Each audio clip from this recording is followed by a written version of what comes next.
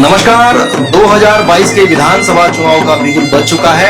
इस बीच जो ताजा घटनाक्रम है वो ये बताते हैं कि जो सूबे की जो दो प्रमुख दल हैं जिन्होंने बारी बारी से यहाँ राज किया वो पूरी तरह से चुनाव मैदान में कूद गए हैं। जो एकदम हटके जो बात है वो यह है कि जो भारतीय जनता पार्टी जो रूलिंग गवर्नमेंट है उनके जो बड़े नेता आ रहे हैं, अमित शाह आए, जेपी नड्डा आए, प्रधानमंत्री नरेंद्र मोदी आए, उत्तराखंड के जितने भी नेता हैं उन सब नेताओं के मुख पर एक नाम है हरीश रावत का। चुनाव जितने उन्होंने जीते उससे ज्यादा उन्होंने चुनाव हारने का काम किया और 2017 में लगातार जो है 2 विधानसभा चुनाव के बाद लोकसभा हारने के बाद भी हरीश रावत का नाम जो है सारे अखबारों की सुर्खियों में, सारे सर्वे में उनका नाम है। आज उन्हीं से बात करते हैं। इन सारी बातों को लेकर जो मैं आपसे कह रहा था, ये कहाँ आज आप पाते हैं? अपने आप को लोगों के बीच में पाते हैं। और मेरा अपना मानना है राजनीति में व्यक्ति हो या पार्टी हो उसकी स्ट्रेंथ लोग हैं, जनता है। यदि आप जनता के बीच में हैं, उनके सवालों के साथ जुड़े हुए हैं और अपना तारतम्य बनाए हुए हैं, आप में एक भावनात्मक लगाव है लोगों के साथ, तो फिर आप अपने को राजनीति में संभावनाओं युक्त पाते हैं। जनता ने आपकी लीडरशिप में जब आप इलेक्शन में गए तो आप हार गए। 4-4.5 साल का गैप होगा, उसके बाद आखिरकार ये कैसी क्या मतलब चीज देखने को मिल रही है आम जो जनमानस है कि जो हारने का जो इतने लंबे समय से हार रहे हैं फिर उन्हीं का नाम क्यों प्रमुख रूप से आ रहा है?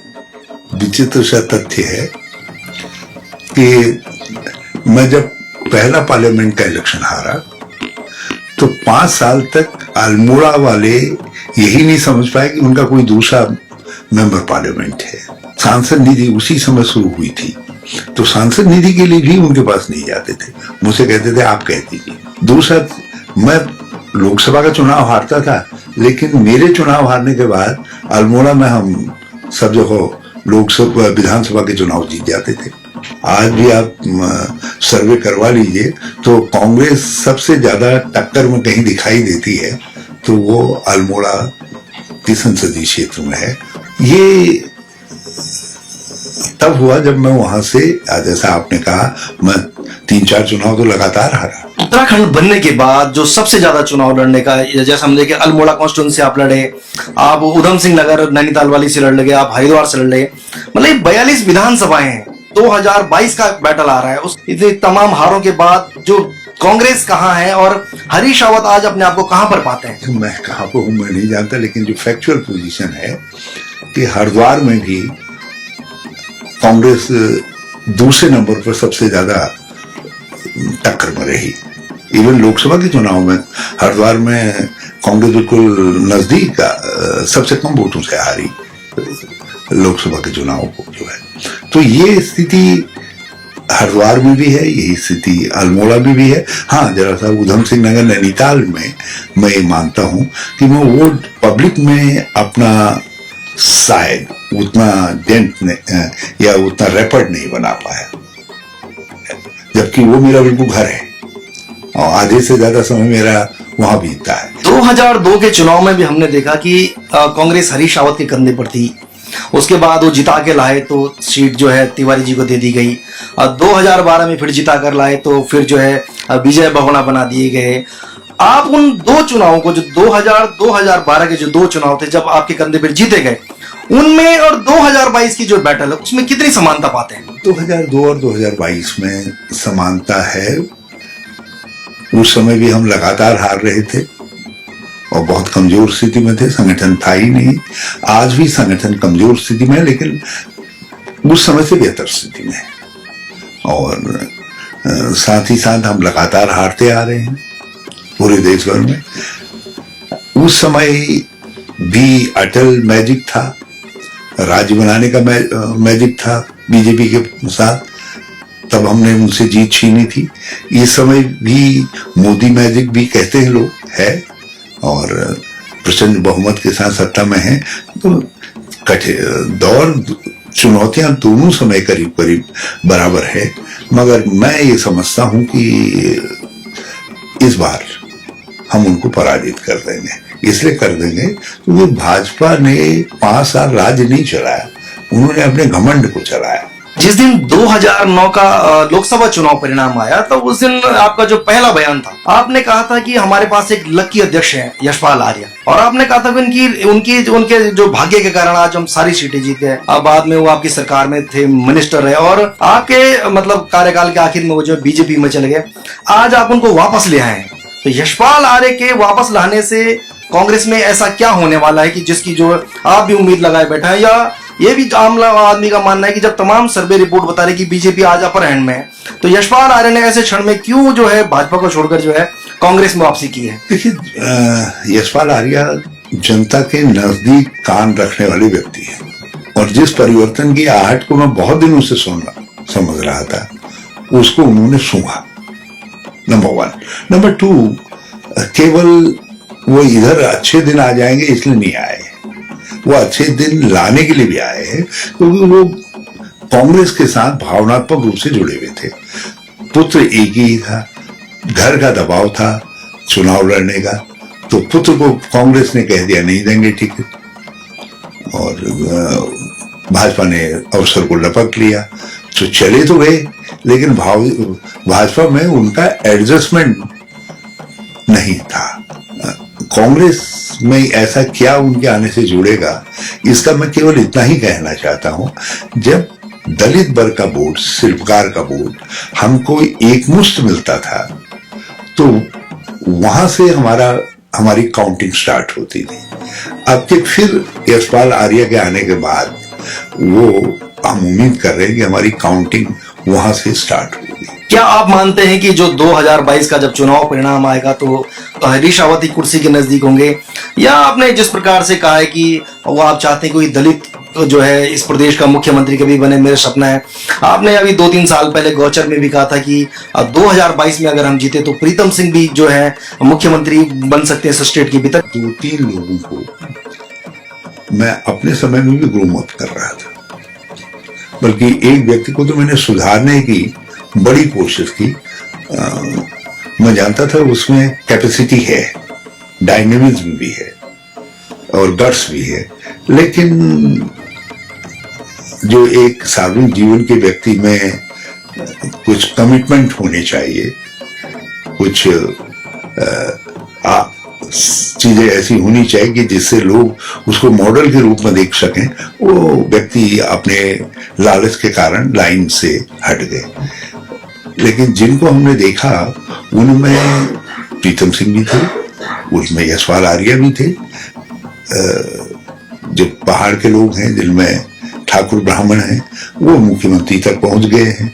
अब एक हिस्सा शिल्पकार का है, वो भी तो, उनको भी तो अवसर मिलना चाहिए कभी कभी। ये 2022 हो सकता है, ये 2032 भी हो सकता है, और कभी कभी हमको जो है मैदानी क्षेत्र की भी किसी व्यक्ति को ग्रूम अप करना पड़ेगा। अल्पसंख्यक भी साइजेबल नंबर में है, 8-9% कम नहीं होते। सिख कम्युनिटी भी जो है एक एरिया को पूरी तरीके से इन्फ्लुएंस करने की स्थिति में है। हमारे राज्य के अंदर जौनसारी हैं, तो थारू भी है, बोक्सा भी है, हमारे भोटिया जनजाति के लोग भी हैं। तो ये सब चीजें जो है उत्तराखंड की है, तो इसके अनुसार यहाँ के भविष्य का खाका बनाना चाहिए। कुछ लोग ये समझते हैं कि भाई अभी जैसे पहाड़ में कहते हैं ना, तत्ते खाओ जय मरू, तो कुछ लोग तत्काल बना करके खा लेना चाहते हैं। तो राजनीति धैर्य का काम है, संयम का काम है, समर्पण का है, इसमें बहुत सारी क्वालिटी चाहिए। और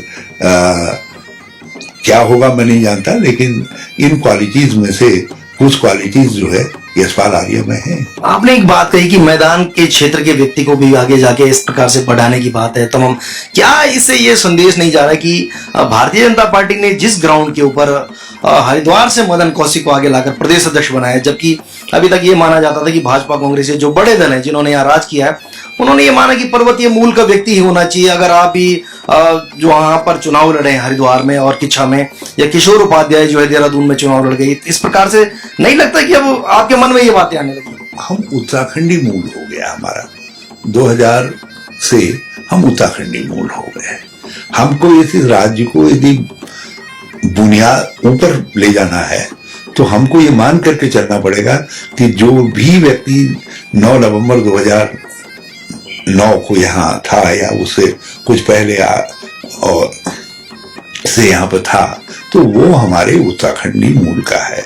मैं जब मुझसे हरिद्वार में लोकसभा का चुनाव लड़ने गया तो लोगों ने कहा ये तो पहाड़ी है, तो मैं तो पब्लिक मीटिंग में कहता था और तो पहाड़ी जरा सा कम पहाड़ी दिखाई देते, मैं तो बिल्कुल ठोस पहाड़ी दिखाई देता हूँ। भैया मैं हूं तो पहाड़ी, देना है तो हमारे गुणों के साथ दो, और ये यदि अवगुण है तो ये अवगुण तो मुझसे मैंने कहा जिंदगी में कभी नहीं छूट सकता। और आज मुझसे ज्यादा पहाड़ी बात कोई नहीं कहता। मेरी जितनी एक्सेप्टेंस पहाड़ों में है उससे ज्यादा एक्सेप्टेंस हरिद्वार में या इवन उधम सिंह नगर में भी कुछ है, सम एक्सटेंट तक जो है। तो इसलिए मुझे ये भी कोशिश करनी चाहिए कि मैं इस बात के लिए लोगों को मानसिक रूप से तैयार करूं कि किसी दिन पहाड़ का मैदान का व्यक्ति भी जो है राज्य का मुख्यमंत्री होना चाहिए। आपके जो रूटीन की जो भाषा है, जो आपकी राजनीति है, उसमें एक बड़ा शब्द आता है उजाड़ू बल्द, और ये उस दल बदल का भी है जो आपने दंश झेला। लेकिन उसके इतर भी हमने देखा कि केदार सिंह रावत इसलिए छोड़कर चले गए कि बताया जाता आपने प्रीतम पंवार को उस समय मजबूत से पकड़ के रखा, तो नाराज थे, चीजें अस्पष्ट थी। उससे पहले कुछ दिन पहले जो है सतपाल महाराज चले गए। तो ये जो जिस प्रकार से यशपाल आर्य की वापसी हुई है, उनके बेटे आए हैं, तो क्या ये माना जाए कि जो एक सॉफ्ट कॉर्नर कुछ समय से दिखाई दे रहा है वो सतपाल महाराज, केदार सिंह रावत जैसे लोग जो मतलब अनायासी जो आखिरी समय तक साथ थे, उनके जाने का कुछ ऐसा? सतपाल महाराज, हरक सिंह रावत जी और विजय बहुगुणा जी को तो ये लगा कि केदारनाथ वाले मामले को लेकर के, विफलता को लेकर के कांग्रेस लीडरशिप ने उनको पनिश किया, और वो सत्यता भी थी। तो उनको लगा कि मेरे लिए आगे राह कठिन है। अच्छा, सतपाल महाराज और विजय बहुगुणा जी भी और हरक सिंह जी भी उधर, उन्होंने समझा भाजपा में कोई लीडरशिप तो है नहीं, हम उधर जाएंगे, जीत जाएंगे तो हमको कुछ बन सकते हैं। लेकिन उनको अब लग गया कि उधर अंगूर खट्टे हैं। जहां तक रहा सतपाल महाराज जी का, एक बात बताइए, उनके प्रकरण में पॉली हाउसेस का एक ऐसा मामला था, आज भी उस फाइल को कोई खोल दे तो सतपाल महाराज जी के लिए सार्वजनिक जीवन में जवाब देना बड़ा कठिन हो जाएगा। मैंने तरीके से उस मामले को रेगुलराइज करके, ठीक तरीके वो ला करके मामले को, ताकि उनके खिलाफ व्यक्तिगत तौर पर न जाए, और विभाग से मैंने कहा इस चीजों को वसूल करिए ताकि स्टेट का नुकसान भी ना हो। तो हमने केदार रावत जी का आपने जिक्र किया, आप केदार रावत जी से कभी पूछ करके देख लीजिएगा कि जितना काम मैंने उनके क्षेत्र में किया, आज 5 साल से वो भाजपा के मंत्री हैं, उनके क्षेत्र में वो काम हुआ है, आज भी मेरे किए हुए कामों को गिना रहे हैं। काऊ से लेकर के जितने भाजपा के उजाड़ू बल्द हैं, ये सब लोग जो है, जो बोर्ड है इनके वहां लगे हुए देख लीजिए, और इनसे कसम खा करके पूछवा लीजिए किसके कार्यकाल के हैं, तो वो सब हरीश रावत के कार्यकाल के हैं। 3 साल तक आप मुख्यमंत्री रहे, और उन 3 सालों में कई बार आपके मुंह से भी हमने सुना कि भाई जो अधिकारी हैं, जो नौकरशाही है, वो मेरे आदेशों को जलेबी की तरह घुमा रही है। और ये इस प्रकार के आरोप लगभग जितने भी मुख्यमंत्री इस प्रदेश में हुए हैं, थोड़ा सा तिवारी के बारे में कम कहा गया, लेकिन ये कहा कि जो नौकरशाही है वो इस प्रकार की है। तो 2002 से लेकर जितनी सरकारें अब तक आई है, ये ट्रेंड क्यों नहीं यहाँ के जो हमारे लोग तोड़ पाए? इंस्ट्रक्शंस दिए कि जलेबी की तरीके से फाइलें मूव होकर के नहीं आनी चाहिए, आप सीधे स्ट्रेट तरीके से करिए। मुझसे पहले 7 जगह जाती थी फाइल, मैंने उसको 5 जगह में लाया, बल्कि कुछ फाइलों में, कुछ मामलों में तो मैंने 4 ही जगह जो है जाए इसको सुनिश्चित करवाया। तो इसलिए मेरे ऊपर देखिए, मेरे समय में मैं एक बात कहना चाहता हूं, यदि ब्यूरोक्रेसी का मुझ पर कॉन्फिडेंस नहीं होता है, सहयोग नहीं होता, तो आपदा से उत्तराखंड को उबारना असंभव काम था, और मैं उनसे काम ले पाया या उन्होंने मुझको सहयोग दिया। मैं दोनों के लिए मैं इस बात को स्वीकार करता हूं कि इसमें हो सकता है मेरा गुण कम रहा हो, मगर ब्यूरोक्रेसी का गुण रहा तो उसको मुझे क्लियर कट वो क्रेडिट उनको देना चाहिए। तो मुझको ब्यूरोक्रेसी से सहयोग नहीं मिला, यदि मैंने कभी ऐसा कहा हो तो फिर वो मेरा कथन गलत था। एक बात और निकल कर आती है उत्तराखंड की राजनीति में कि जो बड़े पोजीशन पर जो लोग आते हैं, साथ में उनके बच्चे राजनीति में आ गए, उनके परिवार के लोग भी आ गए, और वो आरोप भाजपा की तरफ भी लगते हैं। आज की सतपाल महाराज का बेटा भी जो है युवा मोर्चे में वहां आ गए हैं, प्रकाश पंत का बेटा भी आ गया है, आपके बेटे पहले युवा मोर्चे में रहे। कुछ लोगों का कहना है कि इससे जो जमीनी स्तर पर जो कार्यकर्ता और कर रहे होते हैं उनका हक मारा जाता है। आज की तारीख में अगर यशपाल आर्य भी अपने बेटे को लेकर इतने उत्साहित थे जिस प्रकार आपने बात कही, तो क्या ये माने कि जो आने वाला दौर है, जो 2022 का जो चुनाव है, आपके यहाँ से बहुत सारे लोग चले गए और आपको भी ऐसे जिताऊ चेहरे चाहिए होंगे, तो क्या इस बार कोई ऐसी संभावना है कि हरीश रावत के किसी बेटे या बेटी का इस बार नंबर आएगा? आना चाहिए, इसलिए नहीं कि मेरे बेटे या मेरी बेटी है, वो लोग सार्वजनिक जीवन में काम कर रहे हैं, लोगों के बीच में है, और मैंने किसी के कीमत पर अपने किसी बेटे को बनाया हो, एक को भी कह दीजिए मैंने नॉमिनेट करवाया हो, किसी एक को भी किसी सरकारी जिम्मेदारी में किसी में नॉमिनेट करवाया हो, सेंटर हो या स्टेट हो, मैंने कार्यकर्ताओं का हक कार्यकर्ताओं को दिया। लेकिन बेटे या बेटी राजनीति में है, उसका एक कारण ये भी है कि आज ये राजनीति में ये पूरे घर को डिमांड करता है। चाय पिलाने के लिए भी चाहिए आपको, यदि पत्नी घर आओ बैठो नहीं कहेगी तो लोग नाराज हो जाते हैं। आप शादी ब्याह में न जाइए, आप नामकरण में न जाइए, आप तो जन्मदिन में न जाइए, बड़ी मुश्किलें हैं सार्वजनिक जीवन के व्यक्ति के लिए।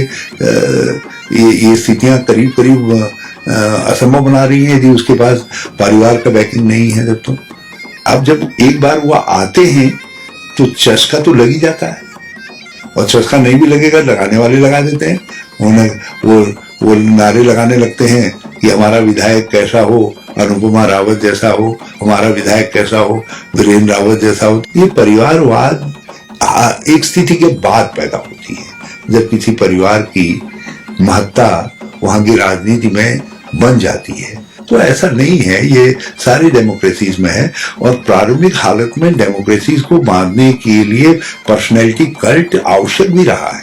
यदि हमारे देश के अंदर डेमोक्रेसी सरवाइव की है और हम डेमोक्रेसी स्ट्रेंथन हुई है, तो उसमें नेहरू का जो पर्सनैलिटी कल्ट था वो उसका बड़ा भारी योगदान था। अमित शाह, जेपी नड्डा, भारतीय जनता पार्टी के जो बड़े नेता उत्तराखंड आ रहे हैं, कह रहे हैं कि कांग्रेस ने 70 साल तक कुछ नहीं किया। उत्तराखंड के मुख्यमंत्री पुष्कर सिंह धामी ने उत्तराखंड गौरव सम्मान के लिए तिवारी को चयन किया। सिडकुल का जो नाम था पंतनगर में, वो तिवारी के नाम पर रखा। तो एक तरफ वो कह रहे हैं कुछ नहीं किया, इधर जो है धामी कह रहे हैं कि भाई तिवारी जो है विकास पुरुष थे। और एक चीज और देखने को मिले कि पुष्कर सिंह धामी के मुंह से किसी ने अभी तक हरीश रावत शब्द नहीं सुना। देखिए, मैं नहीं जानता, लेकिन एक बात मैं जरूर जानता हूं कि एक शिष्ट व्यक्ति तो है, एक अच्छे नौजवान है, मैं ये नहीं कहूंगा, मगर कुछ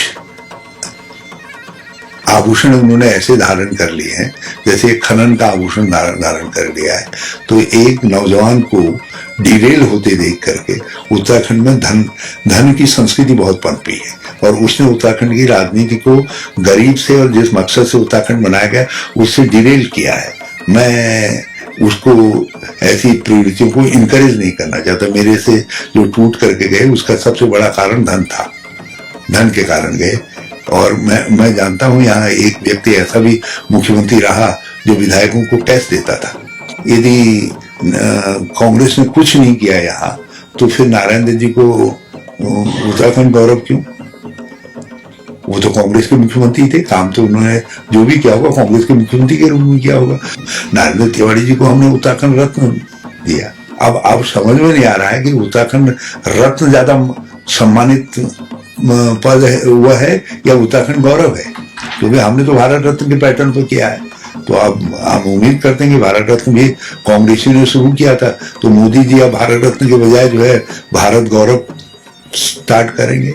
अब इनमें से कौन बड़ा है ये विश्लेषण करने के लिए तिवारी जी तो यहाँ है नहीं। मैं राज्य के लोगों के ऊपर छोड़ता हूँ कि क्या ये उचित रहा है ऐसा करना। आप कांग्रेस की तमाम सभाओं से लेके जहां भी अब बात आ रही है वो श्री गणेश की बात कर रहे हैं कि भाई गणेश गोदियाल आज इस प्रकार से आगे आए हैं। उसमें एक कड़ी दिखाई देती है कि जहां गणेश गोदियाल को जोड़ा है, यशपाल आर्य आए हैं, तमाम चीज जुड़ती हुई दिखाई दी, तो कहीं ना कहीं दिखाई जो आपके पुराने सहयोगी किशोर उपाध्याय कहीं दूर से छिटकते हुए नजर आ रहे हैं। वो कहाँ चले गए, वो मेन स्ट्रीम में क्यों नहीं दिखाई दे रहे हैं?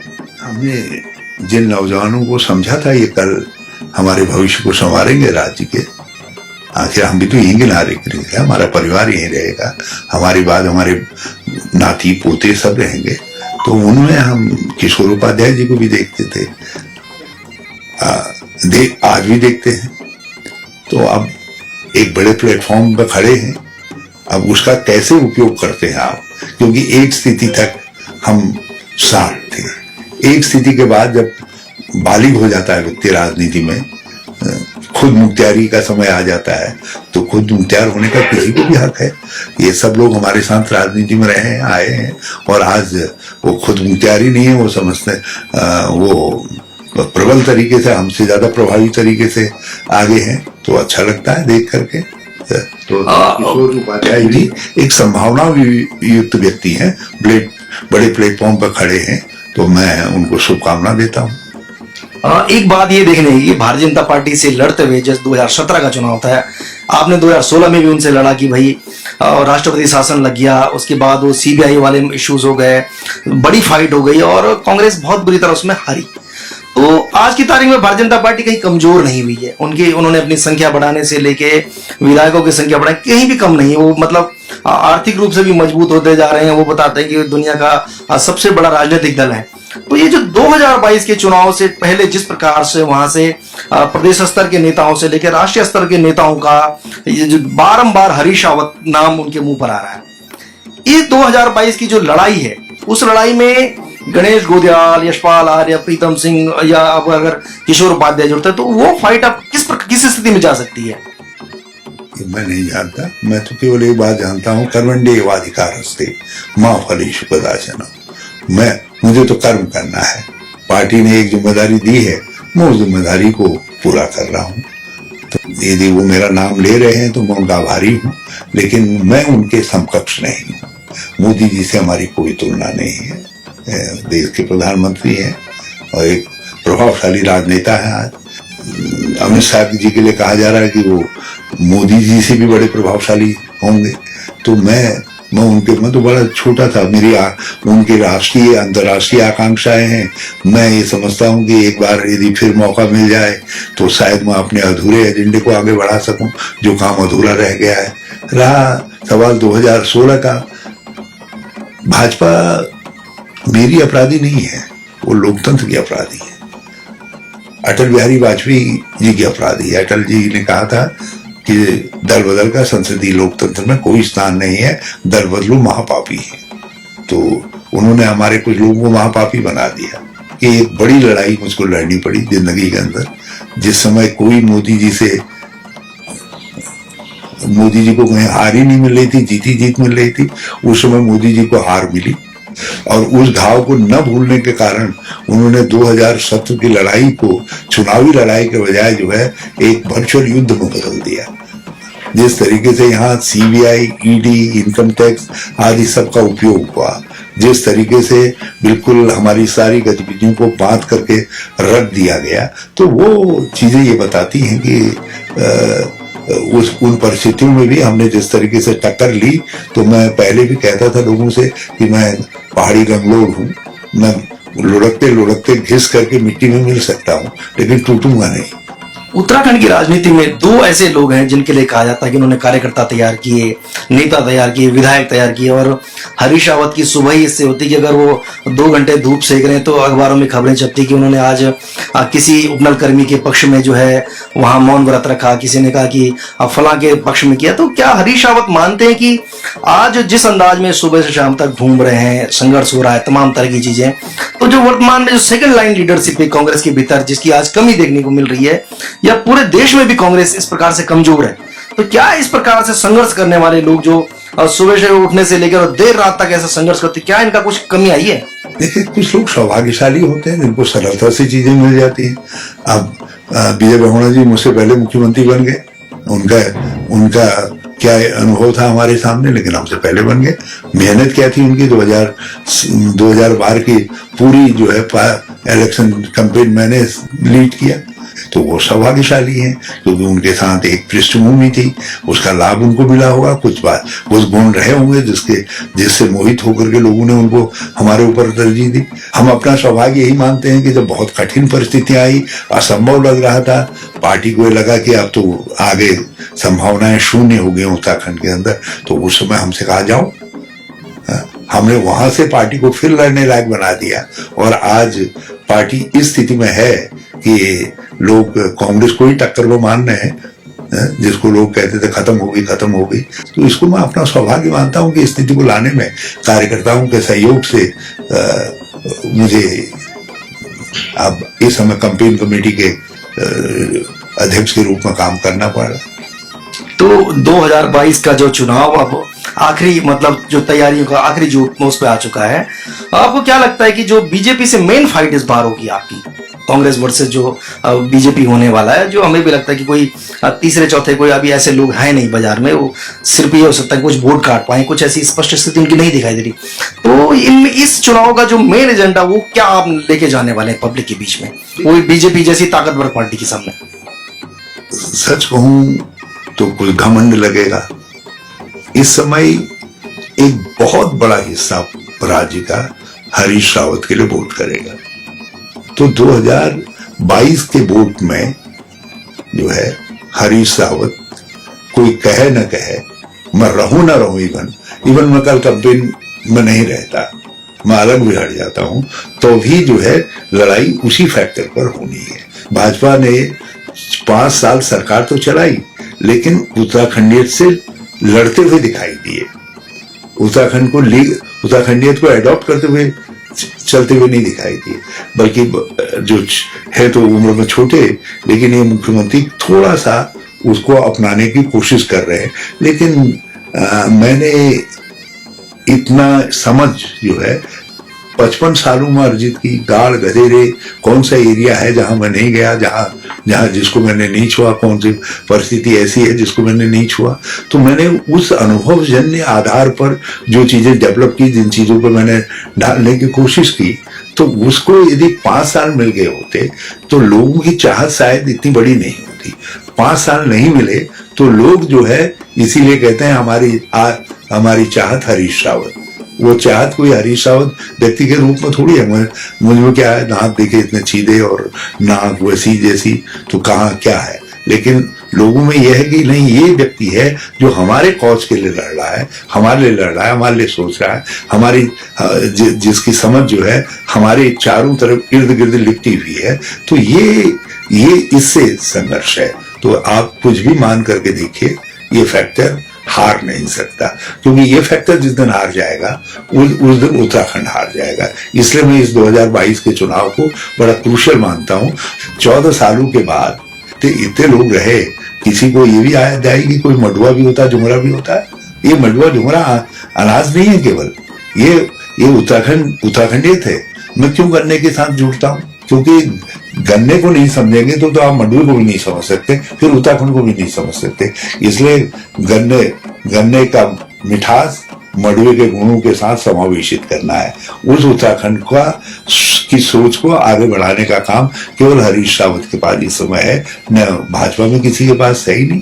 कांग्रेस में भी मैं लोगों से कहता हूं कि भाई इसको समझने की कोशिश करो। इसीलिए हमने पूरी ताकत लगाई कि गणेश गोटियाल को प्रदेश अध्यक्ष बनाया जाए, क्योंकि गणेश कोई ऐसा नहीं था कि प्रीतम सिंह से मेरी नाराजगी थी। मैं प्रीतम सिंह को, यदि मुझसे कल मुख्यमंत्री की बात आएगी तो मैं कहूंगा प्रीतम सिंह अच्छा प्रशासक हो सकता है, लेकिन गणेश गोटियाल उत्तराखंड की समझ को लेकर के आगे बढ़ने वाले प्रीतम सिंह से ज्यादा बेहतर व्यक्ति हो सकते हैं। मेरा अपना असेसमेंट है।